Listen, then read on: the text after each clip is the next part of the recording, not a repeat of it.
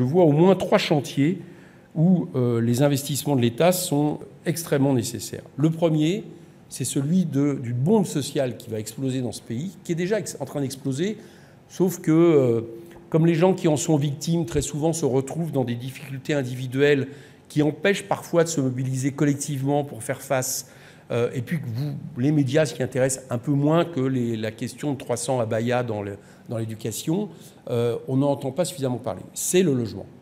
Le logement dans notre pays est dans une situation absolument dramatique. D'abord dans les villes populaires, c'est-à-dire avec trop peu de logements sociaux, trop peu d'argent dans la rénovation thermique, mais pas seulement thermique, et avec quelque chose qui fait que le coût du logement ne cesse d'augmenter de manière absolument terrible. Je vous rappelle juste quand même que la part des dépenses de logement dans le budget des ménages augmente, qu'elle est passée à 27,8% selon la Fondation Abbé Pierre par rapport à 20% en 1990 et 45% pour les ménages les plus pauvres, et que 2,4 millions de ménages sont actuellement en attente d'un logement social.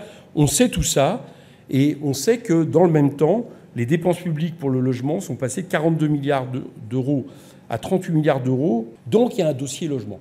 Il y a un dossier logement, et ce dossier-là, il n'est pas possible, j'allais dire, de ne pas l'affronter. Alors, là-dessus aussi, hier, ça a été admis, à la fois par Thomas Cazenave, par Bruno Le Maire, qui avait un dossier logement. Ils sont prêts à ouvrir un chantier logement. Moi, je dis chiche. Mais à la fois, tout de suite, ils expliquent que la question n'est pas seulement fiscale et budgétaire. Elle est aussi réglementaire.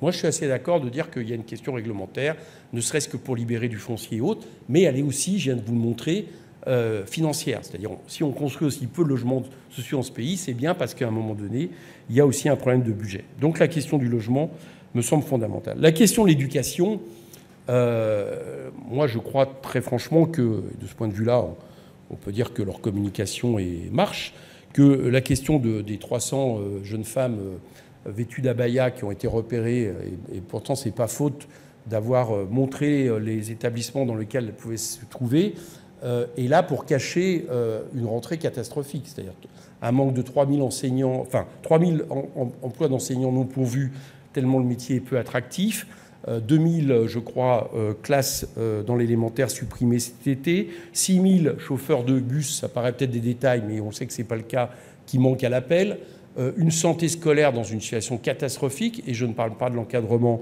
des enfants en situation de handicap. Donc il y a un dossier, et ce dossier, il touche notamment la question, pas seulement d'un taux d'encadrement qui est un des moins bons en Europe par classe du nombre d'élèves, mais aussi aux rémunérations des enseignants. Et ce n'est pas le fait de dire aux enseignants, pour que vous gagnez plus, il faudra travailler plus, qui va résoudre la question. Donc je pense qu'il y a un chantier de budget, d'investissement de l'État supplémentaire. Et enfin, le dernier, il y en a sûrement d'autres, mais le dernier évidemment, qui a fait l'actualité récemment à travers la question des Restos du Cœur, c'est tout ce qui touche à la question du fait qu'une partie de plus en plus importante de nos concitoyens est en train de plonger, on doit dire les mots, dans la misère.